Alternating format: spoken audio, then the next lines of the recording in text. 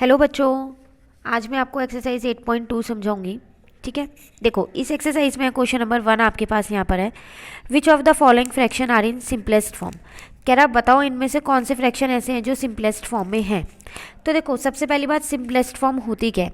Simplest form का मतलब है कि जो आपको फ्रैक्शन दे रखा है वो किसी जो दो नंबर है उसके अंदर न्यूमरेटर और डिनोमिनेटर वो दोनों अलग अलग टेबल में आते हैं, मतलब वो एक टेबल में नहीं आते, उसको बोलते हैं सिंपलेस्ट फॉर्म। ठीक है, जैसा कि आप देखो यहाँ पर फर्स्ट पार्ट आपके पास लिखा है 7/11 लिखा है ना आपके पास, ये पार्ट 7/11 लिखा हुआ ये रहा। तो 7 भी प्राइम नंबर है और 11 भी प्राइम नंबर है, दोनों ही प्राइम नंबर है। ये तो किसी की टेबल में आते ही नहीं है, एक टेबल में आनी चाहिए, दोनों के दोनों नहीं आते ना ये किसी की भी टेबल में। इसका मतलब ये क्या है, सिंपलेस्ट फॉर्म है आपके पास। तो फर्स्ट पार्ट आपका सिंपलेस्ट फॉर्म में दे रखा है। सेकेंड पार्ट में आपसे कह रहा है 8/26। अब आप देखो 8 और 26 ये दोनों 2 की टेबल में आते हैं। मैंने आपको 2 का रूल समझाया था, डिविजिबिलिटी रूल, जिस क्लास में 0 2 4 6 8 समझाया था ना। तो देखो ये 2 की टेबल में आता है 4 पे और ये 2 की टेबल में आता है 13 पे, तभी तो ये दोनों एक टेबल में आते हैं।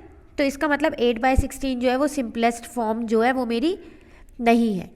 ठीक है, अब नेक्स्ट है आपके पास यहाँ पर 13/84। तो देखो 13 मेरा प्राइम नंबर है, बस मुझे ये चेक करना है कि यार 13 की टेबल में 84 आता है।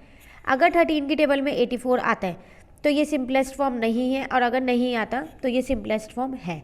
तो 13 की टेबल में 84 तो आता नहीं है, इसका मतलब जो ये आपकी वो सिंपलेस्ट फॉर्म नहीं है। ठीक है, ऐसी 87 डिवाइडेड बाय 116 है। तो आपको ये चेक करना है कि ये दोनों किसी एक टेबल में आते हैं नहीं आते। ठीक है ना, तो देखो मैंने यहाँ पर ये पूरा सॉल्यूशन आपको दे दिया है। तो ये भी आपकी सिंपलेस्ट फॉर्म है। ठीक है, ये भी आपकी सिंपलेस्ट फॉर्म है, और 17/19 ये भी आपकी सिंपलेस्ट फॉर्म है। क्यों? क्योंकि 17 भी प्राइम नंबर है और 19 भी प्राइम नंबर है। ये दोनों एक टेबल में नहीं आ सकते, दोनों अलग अलग टेबल में आते हैं। ठीक है, चलिए क्वेश्चन नंबर 2 देखते हैं। बहुत छोटी सी एक्सरसाइज है आपके पास, सिर्फ 2 ही क्वेश्चन है इसके अंदर। क्वेश्चन नंबर 2 में कह रहा है reduce the following fraction in their simplest form. अब कह रहा है ये जो फ्रैक्शन आपको दे रखे हैं ये सिंपलेस्ट फॉर्म में नहीं है, तो आपको इन्हें सिंपलेस्ट फॉर्म में बनाना है। तो इनको जब तक कट करते रहना है जब तक ये एक टेबल में ना आए। ठीक है, तो देखो जैसा कि आप देख रहे हो, मैं यहाँ आपको सॉल्यूशन दिखा देती हूँ सीधा। मैंने यहाँ पर कट कर रखा है, देखो पहला था मेरे पास 32/40। तो 32/40 सबसे पहली बात, ये दोनों मेरे को देख के ही पता चल रहा है ये तो 4 की टेबल में आते हैं। ये मेरे पास 8 पे आता है और ये मेरे पास 10 पे आता है।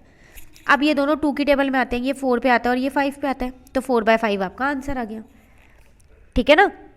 सेकंड में आपसे कह रहा है 48/60। तो 48 और 60 ये दोनों तो 12 की टेबल में आते हैं। 12 5 जा 60, 12 4 जा 48। अब 4/5 तो किसी की टेबल में नहीं आता ना, 4 जो है वो तो 2 की टेबल में आता है, लेकिन 5 नहीं आता 2 की टेबल में। तो ये मेरी क्या आ गई, सिंपलेस्ट फॉर्म आ गई। ठीक है, उसके बाद है 55/77। तो दोनों 11 की टेबल में आते हैं, 11 5 जा 11 7 जा।